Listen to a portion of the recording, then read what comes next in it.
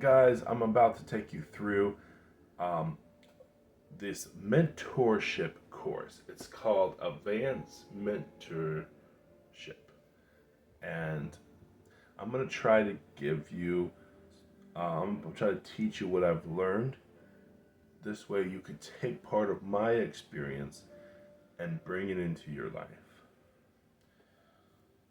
So we're talking about deep, many deep subjects and great speakers, and it's something that took me a lot more than 5 or 6 minutes to go through, and different conferences, um, different hard times and struggles, um, 2 hurricanes at least. So let's put this together, guys. Okay, so I would like to highlight section 1, starting and staying, how to begin a path um, and see it through as a pastor. Okay, so first thing is, here is my setup. Bible, and I have sometimes on the screen on, sometimes on the microphone. And you have to have an office of some type where you can focus on ministry, and you can go ahead and go over your Bible and get into your mind the words that God has. This is just a corner of my bedroom, but I have it set up as a office. So what are we going to do next here? Well, this takes consideration, and it just doesn't start where I am at.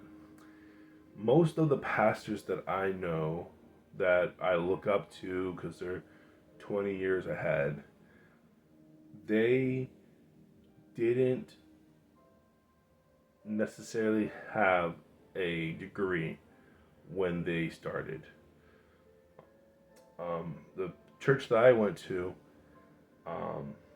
when he started, he had a degree, but he has started a couple successful churches, the pastor, and it wasn't the degree that made any difference, it was God's calling.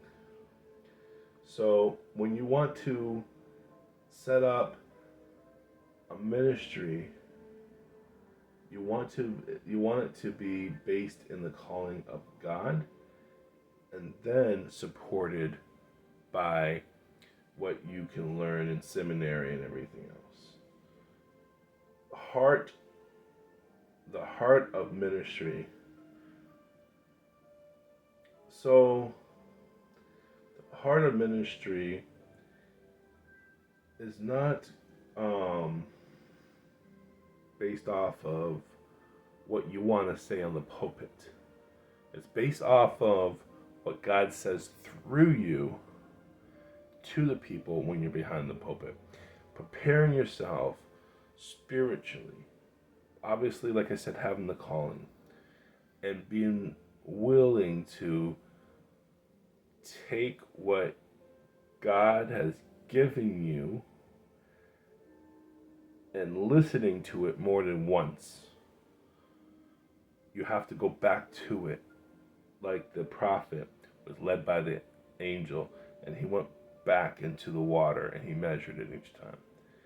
Measure well what you are hearing from God. He's giving you, when he speaks to you, he's giving you more knowledge than you have the capacity to speak.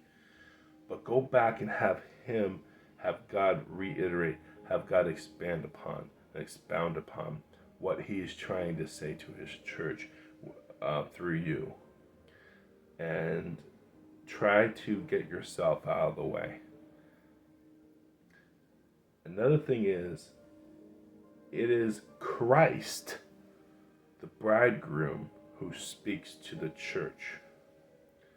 not the bride. We are the bride of Christ. Even as pastors, we are the bride of Christ. And the bride, women, should not be speaking in the church. It's only Christ, the bridegroom, who speaks through us. Now, so getting the heart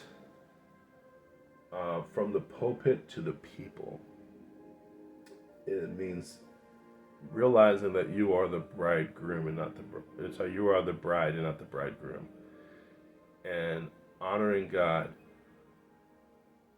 by listening to His word, which is Jesus Christ, and conveying it, the living word to the people. Growing and sustaining the ministry, the role of authentic leadership. So when it comes to the role of authentic leadership, it is your day-to-day. It is the ministry